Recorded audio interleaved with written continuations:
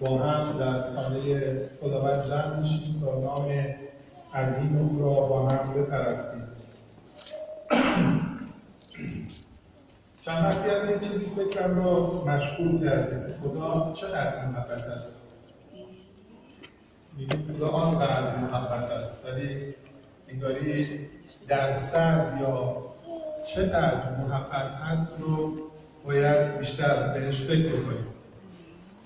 امروز من راجع به این موضوع، این عنوان موضوع من این هست: ایمان به محبت. ایمان به محبت. خیلی از ما در مورد محبت صحبت می‌کنیم، ولی چقدر این محبت ایمان داریم؟ این ایمان در ما چقدر تولید محبت می‌کنه؟ امروز از لوقا باب 23 آیه 34 خدمتتون می‌خونم. قسمتی از آیه 34 هست، جایی که عیسی روی صلیب، مردم در پایین صلیب دارن مسخره‌اش میکنن، یه عده‌ای هم عامل این هستن که به او تهمت‌هایی رو زدن، او رو بی‌آبرو کردن، بی‌حرمت کردن و قصد جانش رو دارن و او رو مصلوب کردن، دارن میکشن و در همون حینی که عیسی روی صلیب هست باز دست بر نمیدارن و شروع میکنن مسخره کردنش. اگر مسیح هستی بیا پایین. خیلی ها رو شفا داد، خیلی ها رو آزاد کرد، ولی خودش در بند شده. و حساب کنید یه لحظه تجسم کنیم که ما روی صلیب یه عده دارن ما رو مسخره میکنن. اونجا ما ناراحتیم، عصبیم، ممکنه پرخاشگر بشیم، ولی ببینید عیسی روی صلیب چه حسی داره. اون حسش رو در این آیه بیان میکنه. عیسی گفت: ای پدر، اینان را ببخش، زیرا نمیدانند چه میکنند. ای پدر، اینان را ببخش، زیرا نمیدانند چه میکنند. آیا واقعا مردم نمیدانستند چه میکنند؟ آیا سران، کاهنان، رهبران نمیدانستند چه میکنند؟ قطعا میدونستند. یه آدم بیگناهی رو دارن میکشن. خدا به عنوان قادر مطلق در وضعیتی قرار گرفته بود. خداوندی که در جسم خودش رو ظاهر کرده بود، در وضعیتی قرار گرفته بود که در ذات به عنوان خدا و در جسم به عنوان یک انسان و با طبیعت انسانی در آزمایش قرار گرفته بود. عیسی در آزمایش سختی قرار گرفته بود. او روی موعظه سر کوه دشمنان خود را محبت کنید، برای لعن کنندگان خودتون طلب بخشش کنید. و حالا زمانی رسیده بود که باید خودش این آیه رو زندگی میکرد. حرفی رو که زده بود میباید زندگی میکرد و این یک آزمایشه. بعضی وقتا ما بین دو نفر دعوا میشه، میگیم که ببخشید من اشتباهی کردم، اینجوری شد، اونجوری شد. اینو زمانی ما میگیم هر دو نفر با هم آشتی کنیم. اما زمانی که خودمون در تجربه با کسی آیا باز همین حرف رو میزنیم؟ یا موقع ما دوست نداریم کسی این حرف رو به ما بزنه؟ و خداوند در این آزمایش قرار گرفته بود که بین بخشش گناهان کسایی که او رو مسلوب کرده بودن و هرگز هم طلب بخشش نکردن. دقت کنید، بعضی وقتا یه سری آدما میان شما که ببخشید من به شما آسیب زدم، ببخشید که من این کارو کردم. ما بین بخشش و نبخشیدن درگیریم. ولی یه سری آدم‌ها هستن اصلا بخشش هم نمیخوان، تازه به قربونیشون هم باقیه. آیا اون موقع میتونید ببخشید؟ این سخت‌تر میشه. و اینجا عیسی داره بخششی رو انجام میده که خیلی سخت‌تر از نوع بخشش دیگه‌ای است. و یا عیسی میتونست درخواست عذاب الهی و داوری خدا رو داشته باشه. توی این گزینش‌ها باید انتخاب میکرد. اگه عیسی عذاب الهی رو انتخاب میکرد، این عدالت خدا بود، چون اونها خون بیگناه رو داشتن میریختن و میبایست مجازات میشدن و او بین عدالت و محبت رو انتخاب کرد، چون برای گناهان جهان میبایست مصلوب میشد. او چون از محبت خدا پر بود و به محبت پدر ایمان داشت، تونست اونها رو ببخشه. پس اونها چطور بخشش چه اتفاقی افتاد برای بخشش؟ میگه چون به محبت پدر ایمان داشت. او میدونست قلب پدر برای این گناهکاران چی هست. او دقیقاً کاری رو کرد که در قلب پدر نسبت به گناهکاران هست و این نشانه اینه که او محبت رو خوب یاد گرفته بود. اما نکته اساسی که امروز میخوام خیلی راجعش فکر بکنیم، چون من دوست ندارم فقط ما بشنویم، دوست دارم فقط این مسئله هم که میشنویم فکر کنیم و اون اینه که ایمان به محبت خدا هر گناهی رو میپوشونه یا میبخشه. ایمان به محبت خدا هر گناهی رو میتونه ببخشه. و من در 4 قسمت این رو میخوام امروز توضیح بدم خدمت شما. اولی که اگر ما به محبت خدا ایمان نداشتیم هرگز توبه نمی‌کردیم و هرگز ایمان نمی‌آوردیم به مسیح. پس ما یک محبتی ما را جذب کرده. اون چیزی که ما رو به سمت توبه هدایت کرد ایمان به بخشش خدا و محبت او بود. و همینطور پذیرش این که من شخص گناهکاری هستم و به آمرزش گناهان نیاز دارم. این دو تا عامل باعث شد که من به سمت خدا قدم ایمان بردارم و برای آمرزش گناهان درخواست بدم. پس متوجه میشیم که محبت عامل بخششه. محبت عامل چیه؟ بخشش هست. به بغل دستید بگو ایمان به محبت خدا هر گناهی رو میبخشه.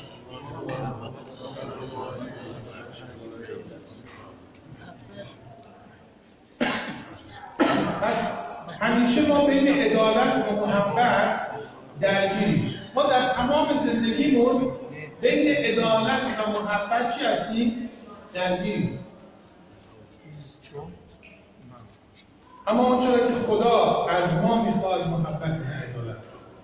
آنچه که خدا از ما میخواد چیه؟ محبته. چون شما با عدالت نمیتونید صلح برقرار کنید، ولی با محبت امکان پذیره. و او گفت که عدالت رو به من بسپرید. خدا گفت عدالت رو به من بسپرید.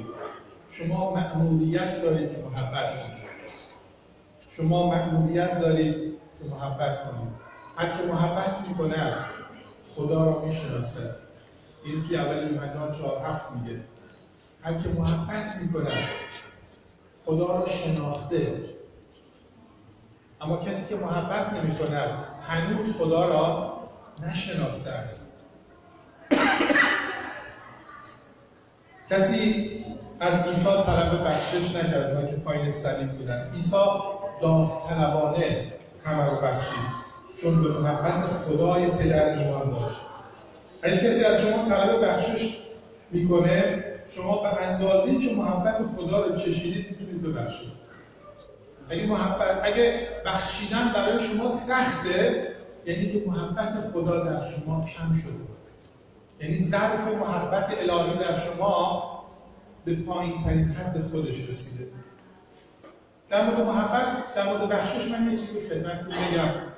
شاید تفسیر اشتباه در ذهن کسی که شما که اینجا نشستید، چه کسایی که از طریق فیسبوکی که کلیسا دارن زنده این برنامه رو نگاه میکنن، اول تعریفی داشته باشید. بخشش این نیست که شما کسی که به شما ظلم کرده رو میخواید رها کنید و عدالت در مورد نخواهد اجرا بشه. بخشش اینه که شما خودتون رو از زندان آزاد میکنید. چون نبخشیدن باعث میشه که شما در سلول انفرادی ذهن خودتون اسیر بشید و مدام یک واقعی رو بیاد بیارید با حال خودتون بد کنید. و خدا میگه این برای تو مفید نیست. آزاد شو از این وضعیت. با بخشیدن اون شخص خودت رو از این وضعیت خلاصی بده و او رو به خداوند بسپر. نیازی نیست دنبال انتقام و چیزهای دیگه باشید. دومی که اگر محبت خدا رو درک نکنید، در بخشیدن ضعیف عمل میکنید. نیازی که به محبت خدا فکر کنید. ما به خیلی چیزا فکر میکنیم. ما به نگرانی ها خیلی فکر میکنیم. ما به چیزهای منفی که زندگیمون که سودی برای ما ندارن خیلی فکر میکنیم، ولی چقدر کلماتی که میتونه افکار ما را سلامتی ببخشه و آینده ما رو درخشان بکنه چقدر فکر میکنیم. فکر کردن به محبت خدا. انسان به واسطه گناه بر علیه خدا طغیان کرد. انسان به واسطه گناه نسبت به خدا طغیان کرد و از خدا دور شد. و خدا ببین چی کار کرد. خدا به واسطه طغیان محبت انسان گناهکار رو در آغوش گرفت. واکنش ما به خدایی بود. ما به واسطه طغیان گناه از خدا دور شدیم و خدا به واسطه طغیان محبتش، لبریز شدن محبتش ما رو در آغوش گرفت. کجا محبت خدا رو میشه دید؟ روی صلیب. جایی که خدا، اگر ما به مردم میگیم خدا محبت است، میگه خدا کجا محبت است؟ خدا کجای زندگی من محبت کرده؟ ما یک عامل اساسی رو در تاریخ داریم. اون کجاست؟ صلیب عیسی مسیح. جایی که خدا تنها فرزند خودش رو چیکار کرد؟ قربانی کرد. نه برای انسانی که دنبال عدالته، نه دنبال انسانی که پر از عشق و محبته، بلکه گناهکارترین انسان هاست. کسانی که او رو تمسخر میکردن. امروز یک کمونیست با تمام وجودش خدا رو رد میکنه، ولی خدا رو دوست داره. امروز یک بیدین بر علیه خدا طغیان میکنه، ولی پاسخ خدا اینه که باران رحمت خودش رو بر اون میریزه، آفتاب خودش رو بر اون میتابانه و اگر زمینی داشته باشه زمینش رو محصولش بده. این خدای پر از عشق و محبته. این خدایی که توهین‌های ما رو میبخشه. این خدایی که امروز در مسیح ما رو بخشیده و از این به من هم ما رو خواهد بخشید اگر نزد او بریم. این قلب خدا، خدایی پر از بخششه که امروز ما رو میتونه ببخشه. او بین خشم الهی و غضب و محبتش محبت رو انتخاب کرد، ولی دوستی با ما، چون میدونست غضب و عدالتش دوستی به پا نمی‌کنه. امروز در دنیا جنگ‌هایی هست، او چون خون ریخته، خون اون شخص باید ریخته بشه. چشمی رو کور کرده، چشمی باید کور بشه به عوضش. محبت نیست، عدالت هست و عدالت دوستی به بار نمیاره. وقتی شخصی رو میکشه و خانواده مقتول اون خانواده قاتل رو میبخشن، محبت جاری میشه و اون خانواده تا آخر عمرش دین داره نسبت به خانواده دیگه. ولی اگر پسر اونها بالای دار میرن و اون هم اعدام شد، هیچ دوستی به وجود نمیاد و نمیاد، چون عدالت داره اجرا میشه. پس ایمان به محبت خدا هر گناهی رو چکار میکنه؟ میبخشه. سوم، هرگاه در بخشیدن ضعف داشتید از روح القدس کمک بخواهید.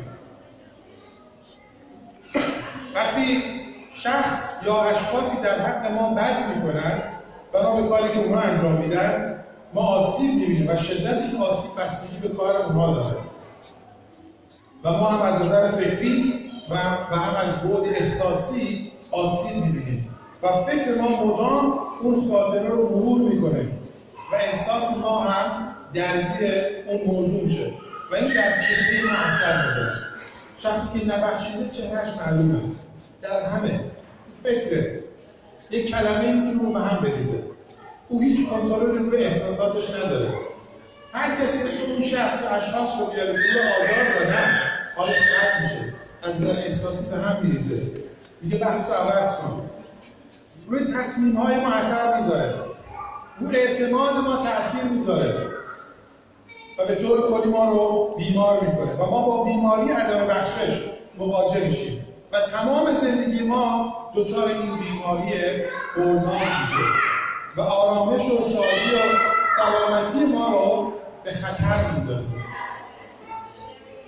بخشش باعث میشه ما از این بیماری هورمون شفا پیدا کنیم و به زندگی برگردیم و از شادی و سلامتی و آرامی خدا بهره‌مند بشیم. و اگر در بیماری عدم بخشش گیر کردید ولی دوست دارید آزاد بشید ولی ناتوانید، از روح القدس میتونید کمک بخواهید. او قادر شما رو فیض ببخشه و ایمان شما به خدا رو فزونی بده تا بتونید از این دام رهایی پیدا بکنید. به بغل‌دستی بود ایمان به محبت خدا هر گناهی رو میبخشه.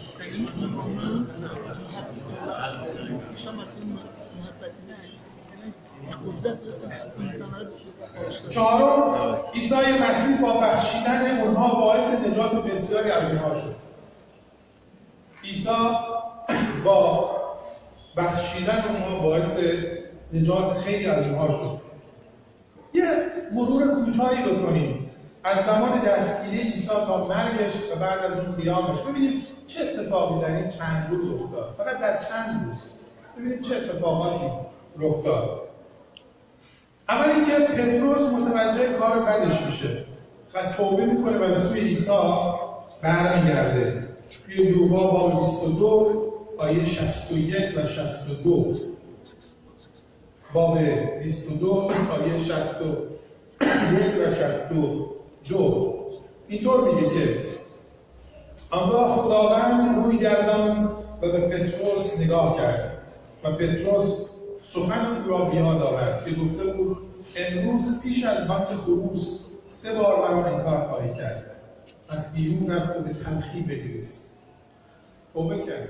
یادش میاد عیسی فقط او را نگاه کرد، چیزی نشد، فقط نگاه شد.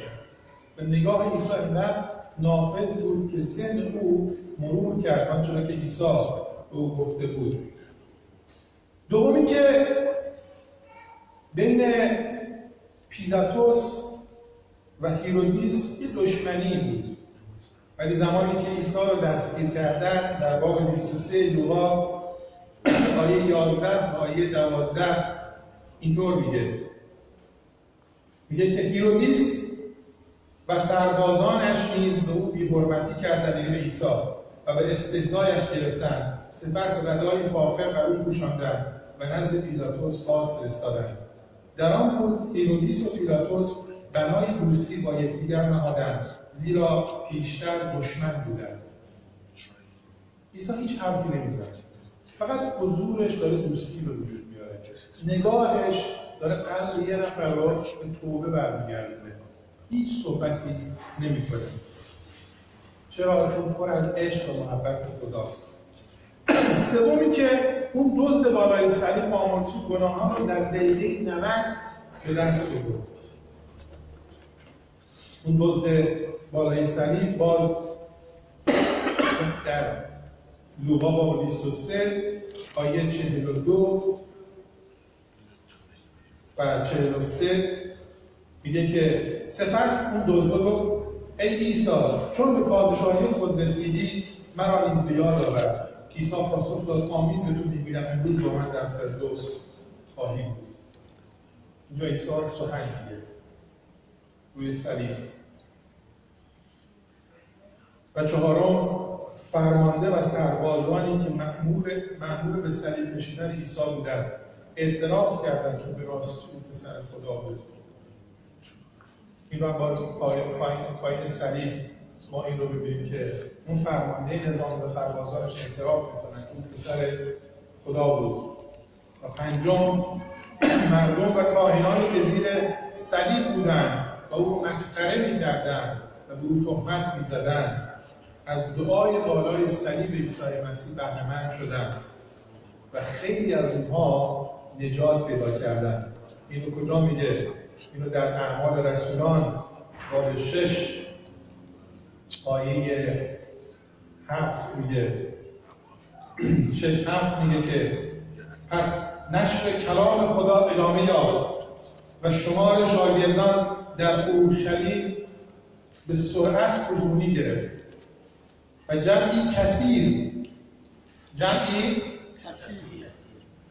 از کاهنان نیز مطیع ایمان شدند. کاهنان کسانی که به عیسی تهمت زدند، او را مسئول کردند و در خیلی چیزها شریک بودن. وقتی ما میبخشیم و دعای خیر میکنیم، دشمنان خود را تبدیل به دوستان خود میکنیم. دشمنان خود را تبدیل به دوستان خود میکنیم. همچنان که ما قبلا دشمنان خدا بودیم. ما قبلا دشمنان خدا بودیم، ولی خدا با محبت خودش بر یک صلیب ما را تبدیل به دوستان و فرزندان خودش کرد. امروز یک درس بزرگی به من شماست. امروز چه عاملی باعث میشه که شما نتونید ببخشید؟ خدا اون عامل رو شکونده، اون قدرت گناه رو شکونده. و چه چیزی در ما هست که ما نمیتونیم یک شخصی رو ببخشیم؟ هرچی که هست، خدا امروز قادره ایمان به محبت خدا رو در شما افزون کنه. اگر از نظر فکری دوست دارید ببخشید، ولی از نظر احساسی خاطرات تلخ رو به یاد میارید و این مانع بخشش میشه، امروز از روح القدس کمک بخواید. روح القدس، من قادر نیستم ببخشم، اما از تو میطلبم به من کمک کنی برای این بخشش، چون به این بخشش برای خودم نیاز دارم. و بعد از اون میخوام اون شخص رو برای همیشه از ذهن خودم بیرون بیارم.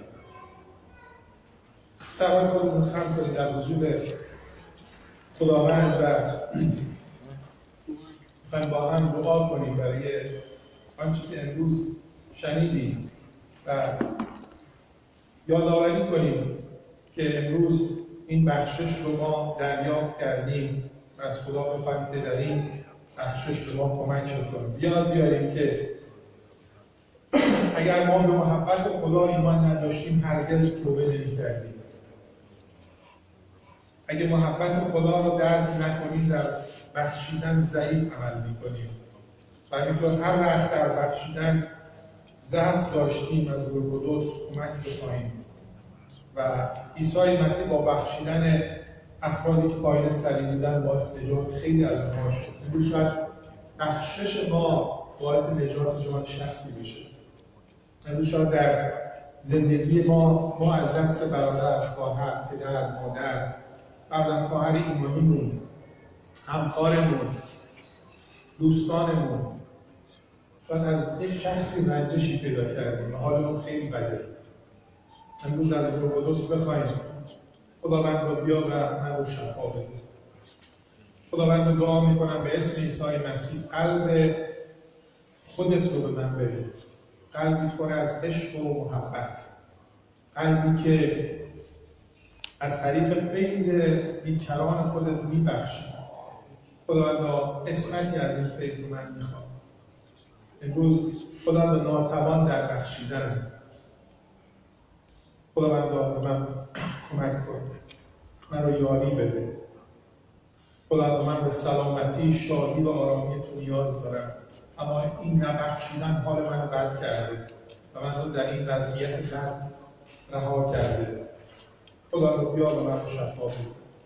خداوندا قدرت بخشیدن ندارم، اما به بخشش تو ایمان دارم. خداوندا ظرف محبت من کمه، خالی شده، چیزی نیست که خداوند را استفاده کنم. امروز کاسه خالی خودم رو نزد تو بلند میکنم. به اسم عیسی مسیح فیض ببخش. به اسم عیسی مسیح از طریق روح مقدس قلب و افکار من را نرم کن خداوند را برای بخشیدن. خدا به خاطرات تلخ رو به یاد میارم، اما نمیخوام در این خاطرات تلخ زندگی کنم. بیا و فیض ببخش من. امروز روح القدس به من رحم کن. ای خدای زندگی، ای خدای خدا، زندگی رو به دست‌های تو میسپارم. و نه فقط خداوند به من کمک کن که بتونم ببخشم، بلکه به من نیز کمک کن و حکمت ببخش که بتونم خداوند صلح رو نیز برقرار بکنم. بتونم دل و افکار برادر و خواهرم و کسایی که به من نزدیک هستن مجددا به دست بیارم. در این مسیر نام خودت رو جلال بده در زندگی من. به اسم عیسی مسیح. آمین.